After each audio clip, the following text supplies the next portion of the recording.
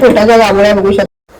काय सुंदर fish cut करता आहे ते. आणि याची साईज पण खूप मोठी होती आणि एकदम बेस्ट फिश कट करत आहे ते. बघू शकता ह्याचे 3 भाग होणार आहेत आणि साईज पण खूप मोठी होती गाईस. तुम्ही एकदा नक्की ट्राय करा.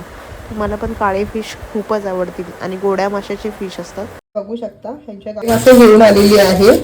हे मासे 1 किलो होते, 1 किलो वजन होते, 1 किलो 20 ग्राम होते. बघू शकता साईज पण. हे मला फ्राय करायचे. मी एकदा हे ट्राय करा. ॲक्च्युली खूप मस्त लागतात फ्राय करून. त्याची साईज मी एवढी ठेवलेली आहे फ्रायसाठी आणि एकदम फ्रेश आहेत आणि हे जिवंत होते मासे. तुम्ही माझ्या एका ब्लॉगमध्ये बघू शकता की मासे पण जिवंत आहे होते ते. तर आता एकदा आपण ट्राय करूया. हे फ्राय करायचे मस्तपैकी आणि दुसऱ्याची आपल्याला कढी करायची. मी जरा मोठेच ठेवलेले आहे साईज. बघू शकता. तर हे मला संपूर्ण 1 किलो 20 ग्राम मला 200 रुपयाला भेटलेले आहेत. बघू शकता हे मला 4 भेटले होते 1 किलो 20 ग्रामचे आणि मी असे पीसेस केलेले आहेत त्याचे. बघू शकता हा खूप मोठा होता आणि ह्याच्यामध्ये गाबोळी पण आहे.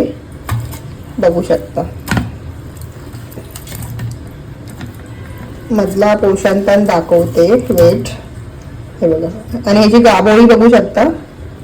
गाबोळी एकदम अशा मोठ्या मोठ्या आपल्या गाबोळ्या कशा असतात.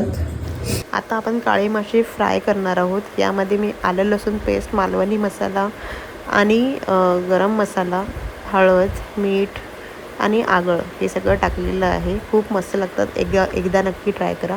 आणि रव्यामध्ये थोडं मीठ आणि मसाला टाकलेला आहे आणि मस्तपैकी आपल्याला क्रिस्पी फ्राय करायचे आहेत. खूप सुंदर लागतात. एकदा फ्राय करून खावा.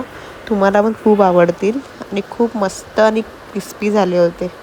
आणि आता आपल्याला तव्यावरती हे सोडायचे आहेत आणि 10 मिनटं चांगले फ्राय करून घ्यायचे आहेत. परत दुसऱ्या ठिकाणी फोल्ड करायचे आहेत. ते पण 5-6 मिनटं चांगले फ्राय करायचे आहेत आणि एकदम क्रिस्पी लागतात. बघू शकता. आता आपल्याला हे फोल्ड करायचे आहेत, परतायचे आहेत. आता बघा अशा प्रकारे परतायचे. खूप मोठे होते आणि तवा माझा छोटा होता पॅन. अशा प्रकारे आपल्याला फोल्ड करायचे आहेत. ते पण 10 मिनटं चांगले दुसऱ्याच्या इथून फ्राय करून घ्यायचे आहेत.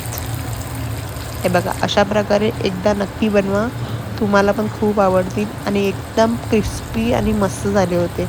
साईज पण बघू शकता आणि कलर बघा किती सुंदर आलेला आहे. हे काळे मासे खूप